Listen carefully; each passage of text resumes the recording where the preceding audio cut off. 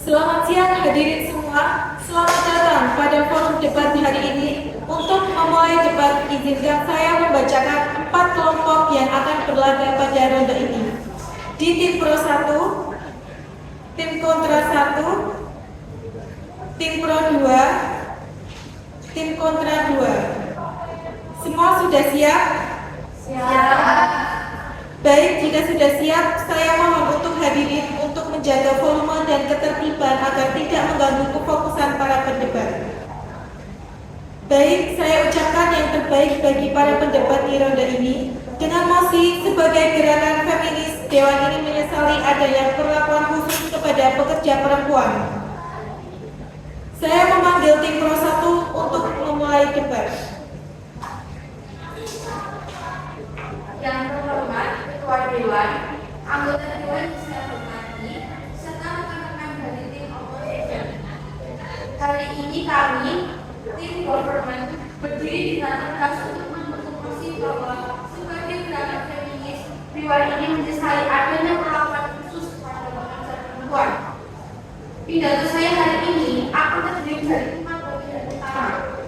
Latar dalam masalah, pendirian, dan kerangka berpikir kami sebagai feminis, argumentasi utama yang menjelaskan mengapa perlakuan khusus ini justru kontraproduktif, serta mekanisme alternatif yang kami tawarkan untuk mencapai kesetaraan sejati di dunia kerja. Mari kita mulai dari latar belakang masalah. Ketimpangan gender di dunia kerja bukanlah isu baru. Sejak revolusi industri abad ke-18, perempuan secara sistematis terpinggirkan dari ruang produksi formal. Mereka ditempatkan dalam sektor informal, digaji lebih rendah, dan jarang diizinkan memegang posisi strategis. Lalu, memasuki abad ke-20, gelombang pertama dan kedua feminisme berjuang keras membuka akses bagi perempuan, yaitu hak bekerja, hak atas pendidikan, dan hak menentukan pilihan hidup. Namun, dalam perjalanannya, muncul kebijakan yang disebut sebagai perlakuan khusus seperti affirmative action, quota gender, dan insentif tambahan yang dimaksudkan untuk mempercepat kesetaraan. Kebijakan ini sekilas tampak progresif, tapi jika kita cermati lebih dalam, perlakuan khusus justru memperkuat pandangan bahwa perempuan adalah kelompok lemah yang tidak bisa bersaing tanpa bantuan negara atau perusahaan. Misalnya, di Indonesia, Undang-Undang Nomor 13 Tahun 2003 tentang ketenagakerjaan mendorong adanya kuota minimal 30% pekerja perempuan di perusahaan. Namun, data BPS tahun 2022 menunjukkan kesenjangan gaji tetap besar. Perempuan hanya menerima 77% dari gaji laki-laki untuk posisi setara. Lalu di Amerika Serikat, kebijakan affirmative action di sektor SDM memang meningkatkan jumlah pekerja perempuan, tetapi laporan ILO 2023 menunjukkan munculnya stigma bahwa perempuan diterima karena kuota, bukan karena kompetensi. Di Norwegia, kuota 40% perempuan dalam dewan direksi korporasi memang meningkatkan angka representasi. Namun, survei European Commission menunjukkan banyak perempuan yang merasa tidak dihargai karena dianggap hasil kebijakan, bukan hasil merit. Dampaknya, dunia kerja menjadi terbelah. Alih-alih melawan patriarki, kebijakan ini justru membentuk narasi baru bahwa perempuan tidak bisa maju tanpa perlakuan istimewa. Kami sebagai gerakan feminis berdiri pada prinsip kesetaraan substantif, bukan kesetaraan simbolik. Feminisme bukan tentang memberi hak istimewa kepada satu gender, tetapi tentang menghapus hambatan struktural agar setiap individu, baik laki-laki maupun perempuan, punya peluang yang sama untuk berhasil berdasarkan kemampuan. Perlakuan khusus gagal memahami esensi ini. Ia berangkat dari asumsi paternalistik bahwa perempuan butuh dilindungi atau dibantu naik. Padahal perlakuan semacam ini merendahkan agensi perempuan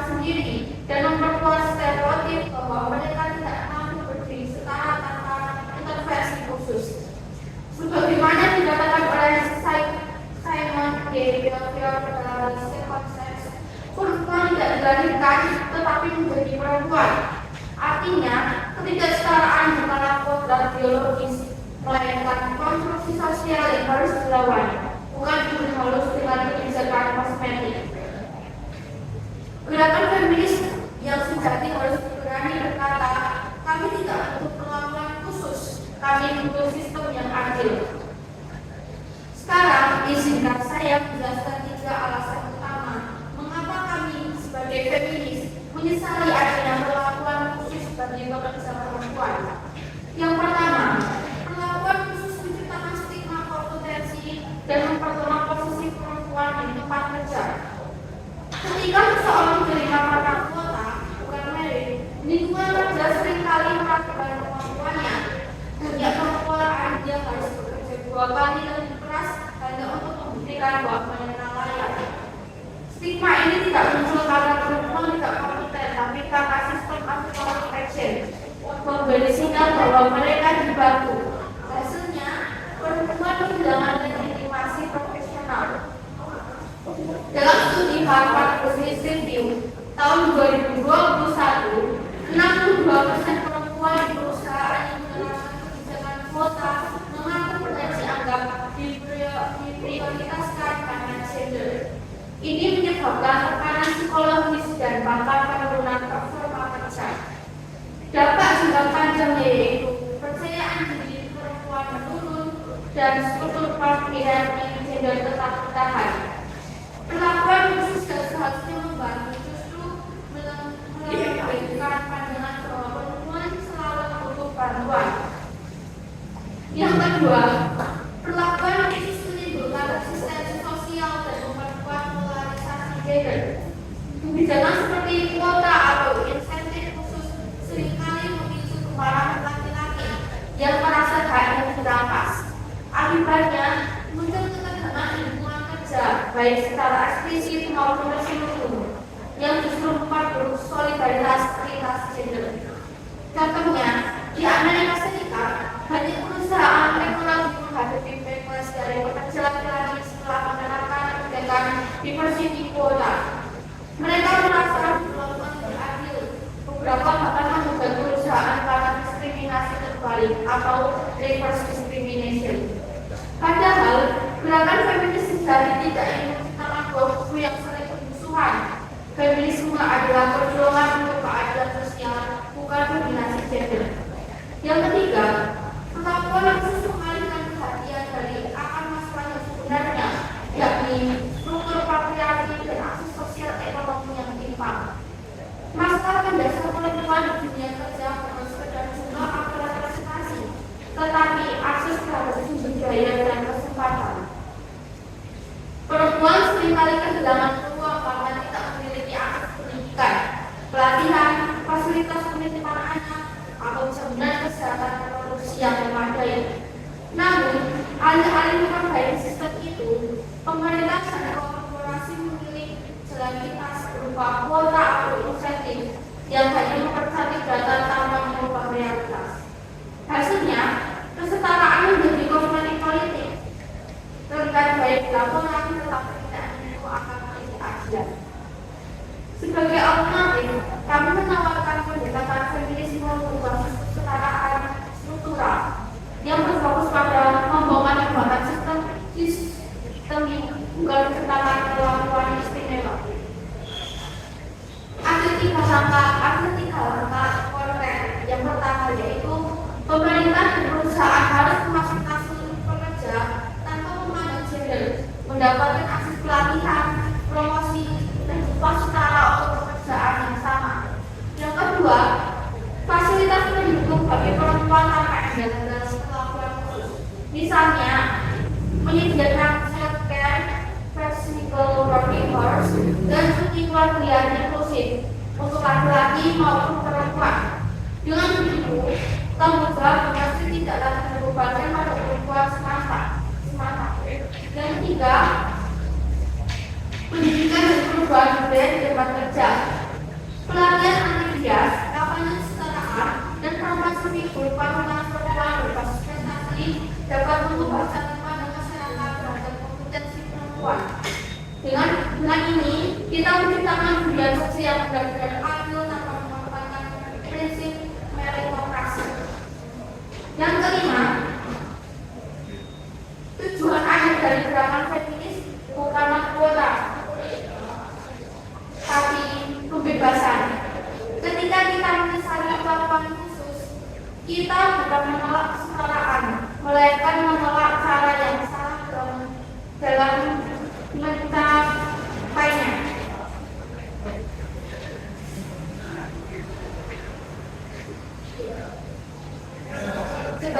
Sebagai feminis, kami tidak menuntut privilege, kami menuntut keadilan. Kami ingin dunia di mana setiap orang tanpa kuota dan prestasi yang diakui karena kemampuannya. Karena itu, kami begitu untuk berkata, gerakan feminis tidak menyesali perlawanan khusus pada pekerja perempuan. Terima kasih.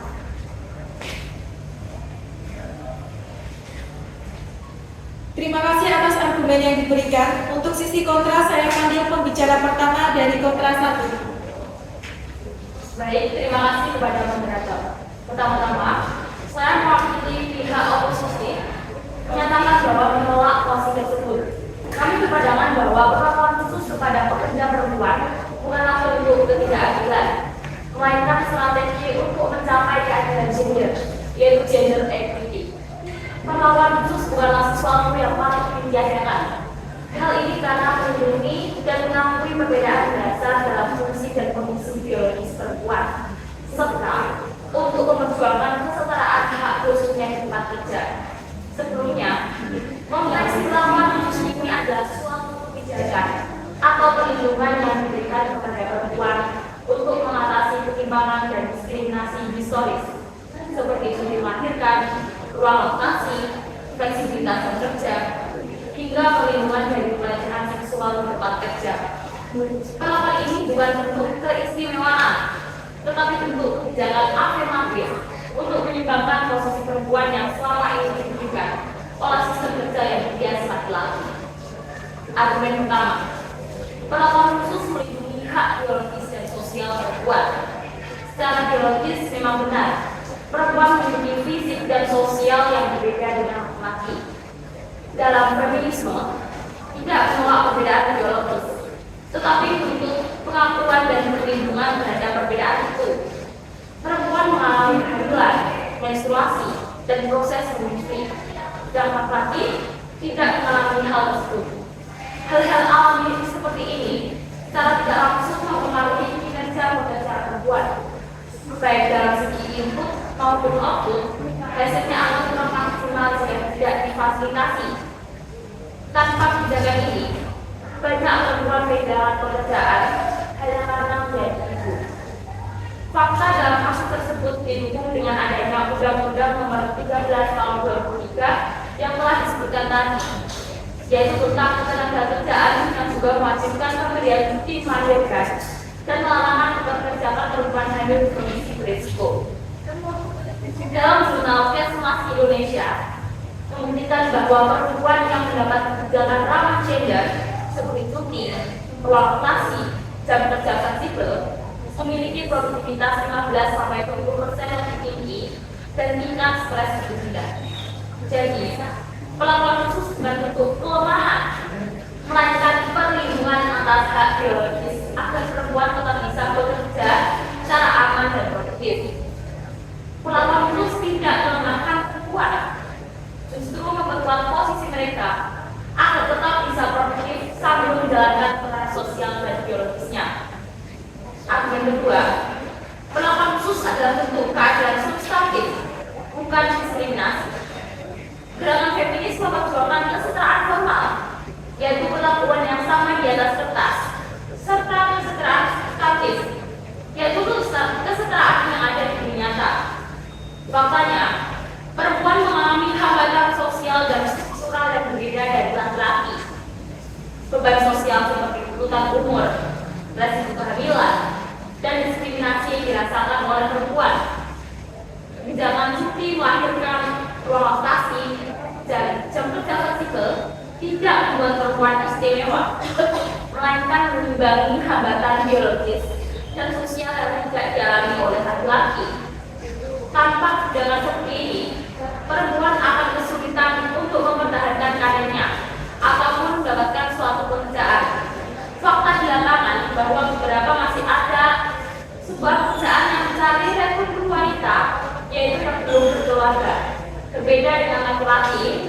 di atas syarat tersebut. Maka, perlakuan khusus dibutuhkan untuk menyeimbangkan kondisi Allah yang tidak setara. Argumen ketiga, perlakuan khusus mendorong kesetaraan hasil, equity, bukan keistimewaan. Perlakuan khusus harus dilihat sebagai alat menuju kesetaraan hasil, bukan sebagai jalur khusus. Tidak memberikan perlakuan khusus pada perempuan justru beresiko menimbulkan diskriminasi yang besar. Hal ini karena perempuan memang menghadapi tantangan fisik dan sosial yang berbeda dari laki-laki saat bekerja. Dengan adanya perlakuan khusus, perempuan dapat bersaing secara setara karena mendapatkan perlindungan yang sesuai dengan kebutuhan mereka. Jadi, kami pihak posisi berdiri di pihak yang percaya bahwa satu, perlakuan khusus adalah kaitan substantif untuk menyeimbangkan peluang. Dua, perlakuan khusus ini melindungi hak biologis dan sosial perempuan. Tiga, perlakuan ini mendorong kesetaraan hasil dan produktivitas dalam dunia kerja. Oleh karena itu, gerakan feminis sejatinya tidak seharusnya menyesali perlakuan khusus bagi pekerja perempuan. Sebaliknya, ia harus memperjuangkan agar kebijakan itu tetap ada sampai dunia kerja benar-benar setara dan adil bagi semua. Terima kasih.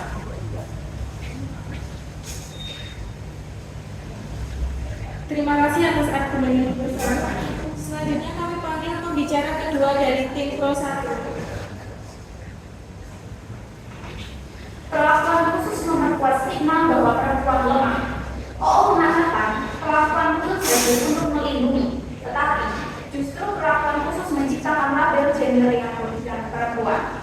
Ketika perempuan selalu diberi pengecualian kerja malam, kerja pendek, atau dibiarkan dari tugas berat, maka lingkungan kerja membangun asumsi bahwa perempuan tidak setangguh laki-laki, perempuan kurang layak promosi, perempuan ditempatkan di posisi rendah. Akibatnya, perempuan kurang dipercaya memegang posisi kepemimpinan. Turnover dan rekrutmen lebih rendah karena perusahaan melihat perempuan sebagai biaya ekstra. Diskriminasi gaji menjadi ternormalisasi. Perlakuan khusus bukan bentuk perlindungan, tetapi bentuk pemimpinan halus. Perlakuan khusus justru menghindari beban gender dari para individu perempuan. OO mengatakan perlakuan khusus muncul karena kondisi biologis dan peran sosial.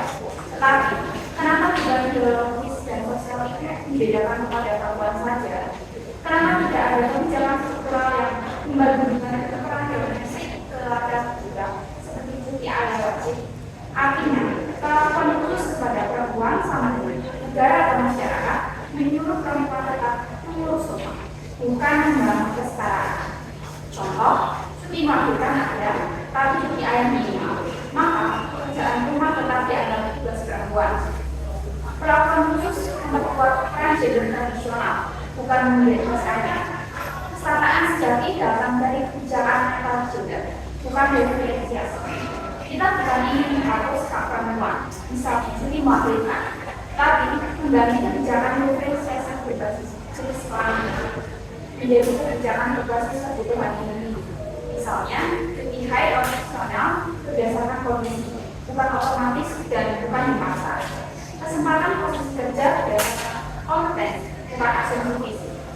Sistem kerja fleksibel untuk semua gender, bukan hanya perempuan. Dengan begitu, perempuan dapat diakui sebagai pekerja kompeten, bukan pekerja yang harus dimaklumi. Perusahaan tidak punya alasan untuk mendiskriminasi secara struktural. Dan pekerjaan rumah juga untuk bagi laki-laki. Ini bukan tentang menghilangkan perlindungan, tapi membangun perlindungan yang tidak mendiskriminasi. Dewan ini misalnya perlakuan khusus kepada pekerja perempuan karena ia memperkuat stigma kelemahan perempuan, ia memelihara ketimpangan antara gender, ia menghambat kesetaraan karir dan mobilitas ekonomi perempuan. Yang kita inginkan adalah perlindungan tanpa perbedaan dan kesetaraan kesempatan atas tanpa kelemahan gender. Terima kasih.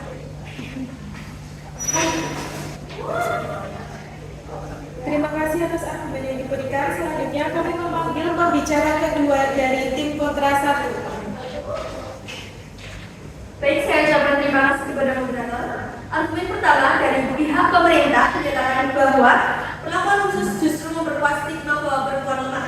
Kami menolak klaim tersebut karena argumen ini salah menyamakan penyebab dengan akibat. Stigma bahwa perempuan dianggap lemah bukan muncul karena adanya kebijakan perlakuan khusus, melainkan karena budaya kerja yang sudah bias, patriarkial, dan maskulin jauh sebelum kebijakan ini hadir. Perlakuan khusus tidak pernah lahir karena perempuan dianggap tidak mampu, tetapi karena terdapat ketidakadilan struktural yang tidak dialami laki-laki, khususnya yang berkaitan dengan proses biologis seperti kehamilan, melahirkan, dan menyusui. Proses yang secara biologis tidak dapat dialihkan kepada laki-laki. Lalu, apakah kebijakan ini berarti perempuan lemah? Tidak. Kebijakan ini adalah bentuk afirmasi, action, atau koreksi terhadap ketimpangan yang terjadi akibat sistem yang awalnya hanya dirancang berdasarkan pengalaman laki-laki sebagai standar pekerja ideal.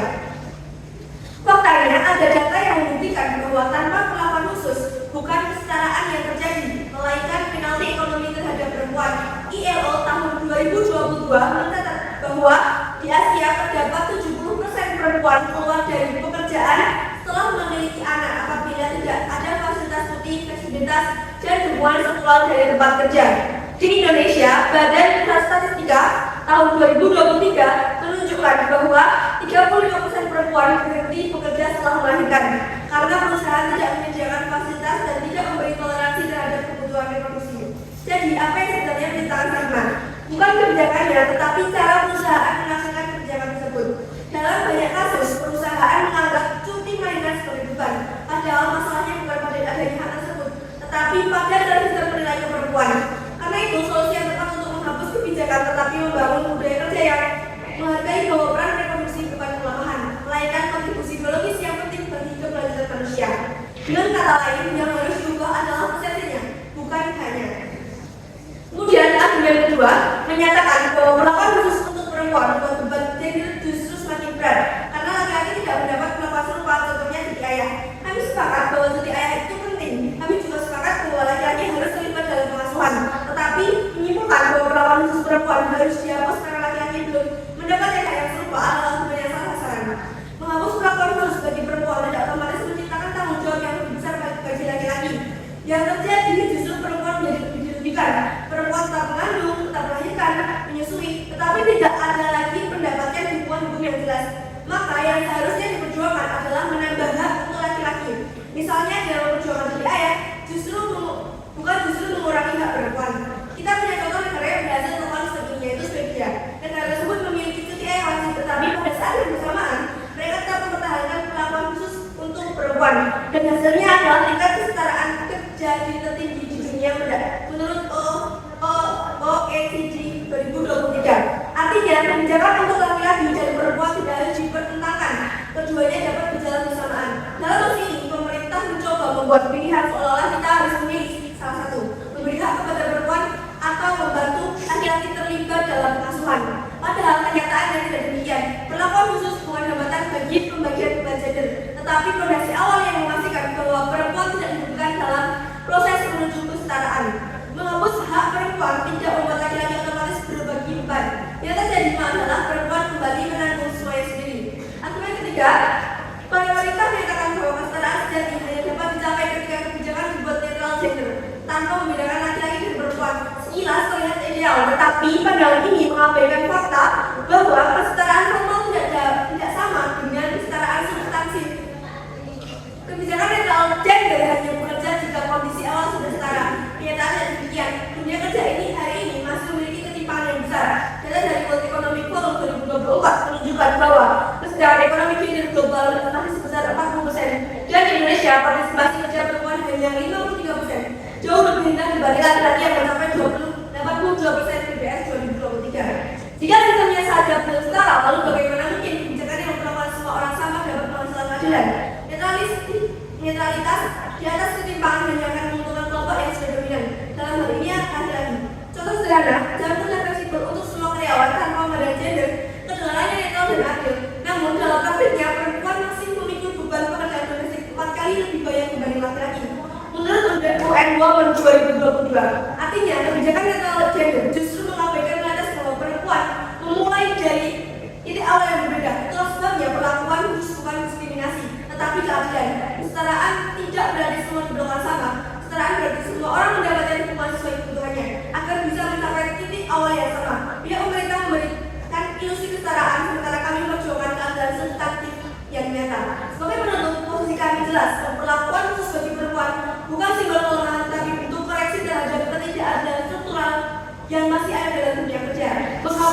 perlakuan khusus tidak menciptakan kesetaraan, justru memperparah keresahan ekonomi dan sosial perempuan.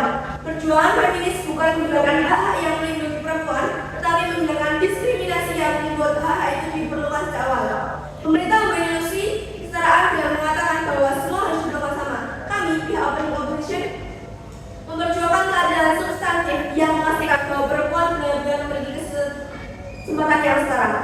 Terima kasih. Baik, terima kasih atas argumennya. Selanjutnya kami memanggil pembicara satu dari tim Pro 2. Kami dari sini pemerintah menuntut sangat dengan mosi ini. Kami menyesal melakukan rukus kepada poin perempuan karena sejatinya kebijakan itu menjebak perempuan dan menghambat kesetaraan tadi. Tim mosi fokus pada niat baik kebijakan, tapi mereka untuk mata-mata berturutnya. Emosi bilang, perlakuan khusus adalah koreksi, akan bilang itu adalah berharga yang mahal bagi keluarga perempuan. Ketika perusahaan harus menanggung biaya menikahi atau lainnya untuk perempuan, mereka punya alasan kuat yang berpikir lebih baik dan sesuatu saja, lebih murah dan tidak repot. Ini bukan perlindungan, ini adalah alasan sah untuk mendiskriminasi perempuan di tahap interview. Perlakuan khusus justru dijatuhkan perempuan dari perusahaan. Selama biologis, kami tahu hanya perempuan yang melahirkan, tapi solusi oposisi salah. Mereka membebankan biaya biologis ini ke pundak perusahaan. Lalu tentunya biaya ini kembali ke pundak perempuan dalam bentuk diskriminasi kerja. Solusi yang benar adalah karena harus menanggung biaya jadi melalui jaminan sosial secara adil untuk semua. Tidak perlu negara dengan begitu tidak harus alasan perusahaan mendiskriminasi. Tim oposisi hanya fokus pada perempuan yang bertahan pekerjaan biasa. Kami fokus pada perempuan yang ingin berkuasa dan berkaki tinggi. Pekerjaan yang sering dibatasi oleh pekerjaan khusus seperti manajer proyek lapangan, di sektor tambang atau jabatan eksekutif yang butuh tenaga ekstra adalah jalan terdepan menuju posisi pemimpinan dan gaji terbesar. Dengan adanya larangan atau pembatasan, perempuan secara sistematis diblokir dari jalur karir menguntungkan diri. Jadi bukan cuma soal diskriminasi seksual, ini adalah blokade nyata menuju kekuasaan ekonomi tertinggi. Perlakuan khusus membuat kesenjangan gaji menjadi abadi. Kami bakal mendukung mosi ini. Tim pemerintah menuntut telah menunjukkan kerugian yang lebih dalam. Perlakuan khusus merampas otonomi perempuan, mengirimkan pesan membunuh dan memblokir jalan mereka menuju kekuatan ekonomi. Jika kita serius tentang kesetaraan, kita harus berhenti memperlakukan perempuan sebagai mereka yang bermasalah dan mulai memperbaiki sistem untuk semua. Kita harus menyesali perlakuan khusus karena dia mengkhianati dari kesetaraan sebelumnya.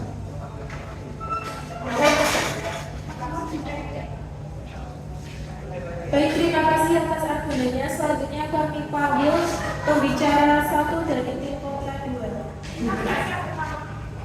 Terima kasih atas kesempatannya mendapat. Tadi saya bicara tentang materi ini, tapi menurut mereka bahwa sebagian besar teman tidak punya pilihan yang nyata. Jadi saya kecewa, tidak setuju dengan beberapa hal. Yang pertama yaitu soal paternalisme dan stigma yang mampu. Perlakuan khusus dengan paternalisme melainkan koreksi struktural atas diskriminasi yang sudah matang. Tampaknya perempuan tidak punya pijakan awal yang salah. Justru lewat perlindungan dan afirmasi, perempuan bisa memberikan kemampuan mereka di ruang yang sebelumnya tertutup. Jadi kebijakan ini membantu kondisi perempuan melemahkan martabatnya. Yang kedua soal blokade akses ke kekuatan ekonomi. Perempuan khusus tidak memblokade, tapi membuka jalan aman bagi perempuan untuk masuk ke sektor beresiko tinggi. Larangan atau batasan dari sementara demi keselamatan atau kesehatan sistem. Tanpa ini perempuan bisa menghadapi pelecehan, eksploitasi atau biaya kerja. Jadi ini tahap awal menuju akses yang benar-benar setara dan mahal. Yang ketiga soal mengancam fokus dari reformasi sistematik. Perlakuan khusus justru bagian dari reformasi sistem. Tidak mungkin ada perubahan besar tanpa langkah transisi yang nyata. Afirmasi memberi hasil serta sambil mendorong adanya perempuan di posisi pengambil kebijakan yang nanti memperjuangkan reformasi struktural di luar.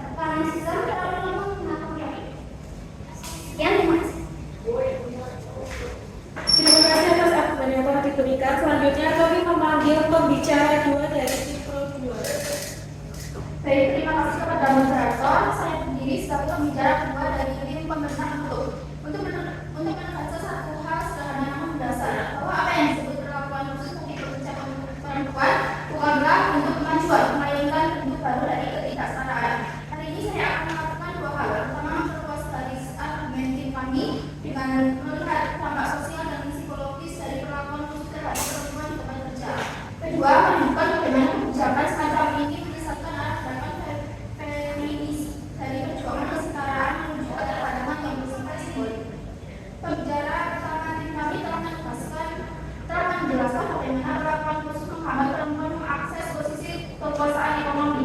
Namun, saya ingin menambahkan satu lapisan penting, yakni bahwa kerugian terbesar dari kebijakan ini justru ada pada cara masyarakat memandang perempuan salahnya. Ketika negara atau perusahaan memberi perlakuan berbeda kepada perempuan dengan saling melindungi, pesan yang sesungguhnya dikirim kepada publik adalah perempuan tidak mampu bersaing melakukan keyakinan itu stimulan dalam bentuk aturan formal, maka itu sudah bagi sekadar kebijakan yang berubah menjadi budaya yang membatasi ruang gerak perempuan di dunia profesional. Perlakuan khusus menunjukkan bagaimana kepercayaan diri perempuan. Mari kita mulai dari yang paling dasar, yakni dampak psikologis. Kebijakan seperti orang yang bersemangat, menjadi khusus atau dan budaya yang seringkali dianggap negatif. Tapi sesungguhnya ini mengabaikan perempuan untuk bergantung pada negara pada sistem masa bahwa mereka harus dijaga.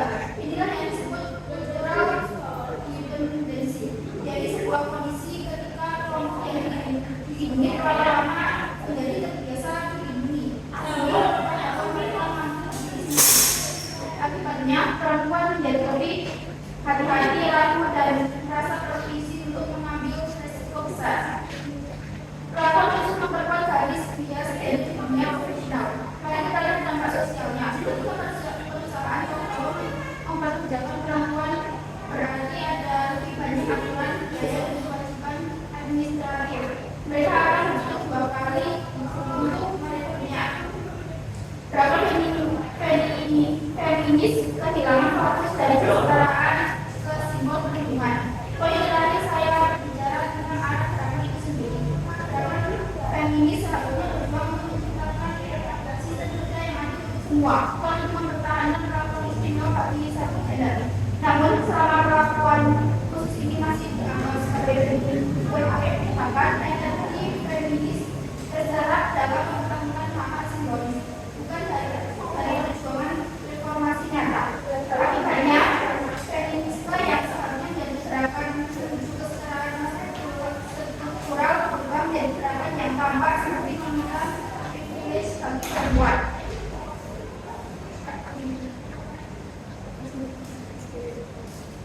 Mari saya simpulkan, pemerintah membuka berbicara soal diskriminasi di tempat kerja.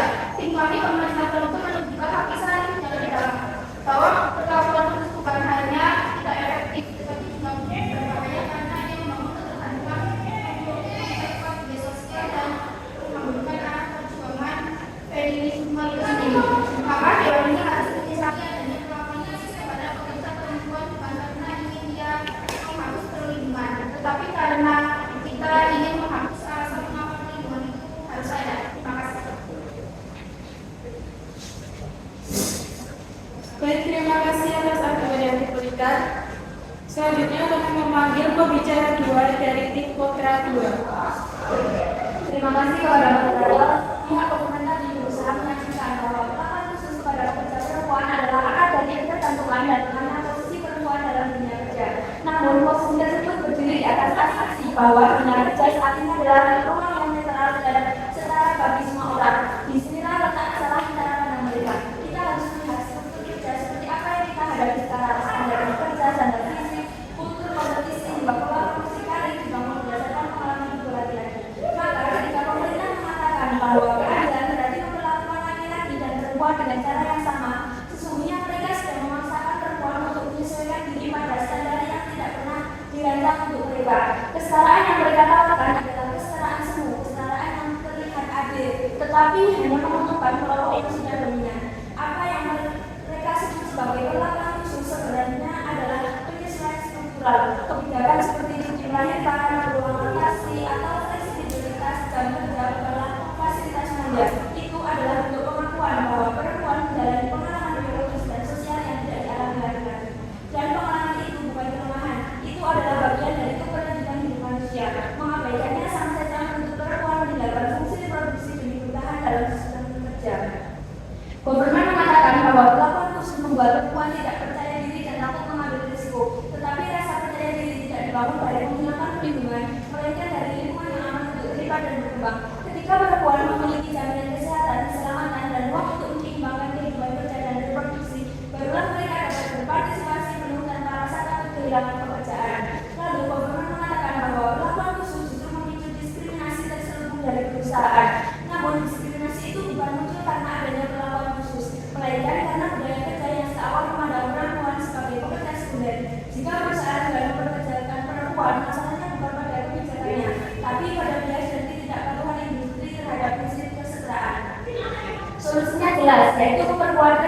anti diskriminasi memperkuat sanksi atas praktik bias dan membuka jalur promosi yang transparan, bukan mencabut perlakuan khusus yang justru menjadi satu-satunya penyeimbang struktural.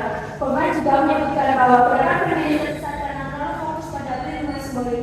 Disinilah kita perlu memperjelas, gerakan feminis memang menuntut kesetaraan, tetapi kesetaraan yang berbasis bukan kesetaraan yang hanya kerjasama, menyamakan perlakuan tanpa melihat kondisi awal sama halnya dengan meminta orang yang berlari start di belakang untuk mencapai garis finish yang sama dengan mereka yang start di depan tanpa penyisian apapun. Itu bukan keadilan, itu pembiaran ketimpangan. Perlakuan khusus bukan simbol, ini adalah semangat kerja untuk memastikan perempuan tetap punya akses untuk masuk, bertahan dan berkembang dalam ruang kerja. Tanpa perlakuan khusus, perempuan akan tereliminasi secara perlahan, mulai dari kehamilan, masa menyusui hingga beban ganda keluarga yang masih dilekatkan kepada mereka. Dan ketika perempuan mulai keluar dari ruang kerja, siapa yang kalah? Masyarakat, ekonomi, dan ruang pengambilan keputusan itu sendiri. Kita harus ingat, semakin sedikit perempuan dalam posisi kepemimpinan, semakin sedikit perspektif perempuan yang masuk dalam kebijakan publik. Perlakuan khusus hari ini bukan sekedar soal kenyamanan di ruang kerja. Ini soal menjamin bahwa suara perempuan tetap ada dalam ranah kekuasaan. Maka pertanyaannya bukan apakah perlakuan khusus melemahkan, tetapi apa yang terjadi jika perlakuan khusus dihapus? Jawabannya yaitu perempuan kembali didorong keluar dari struktur ekonomi. Inilah bentuk ketidakadilan yang sebenarnya. Maka kesimpulannya, karena itu kami sebagai tim oposisi menegaskan bahwa perlakuan khusus bukan untuk belas kasihan, bukan untuk kelemahan dan bukan hambatan bagi kemandirian perempuan. Perlakuan khusus adalah mekanisme keadilan yang memastikan perempuan tidak tersingkir oleh sistem yang sejak awal tidak netral. Menghapus perlakuan khusus bukan menciptakan kesetaraan, tetapi menguatkan ketimpangan yang sudah ada. Kami berdiri untuk feminisme yang melihat realitas suku, pengalaman dan beban sosial perempuan, bukan feminisme yang memaksakan kesetaraan semu. Dengan demikian kami menolak misi ini. Terima kasih. Rangkaian perdebatan kita pada mosi sebagai gerakan feminis diwakili menyesali adanya perlakuan khusus kepada pekerja perempuan telah selesai. Kedua tim telah menyampaikan argumen. Terima kasih kepada tim afirmasi dan tim oposisi. Selanjutnya keputusan akhir akan diserahkan sepenuhnya kepada Dewan Juri yang terhormat. Terima kasih.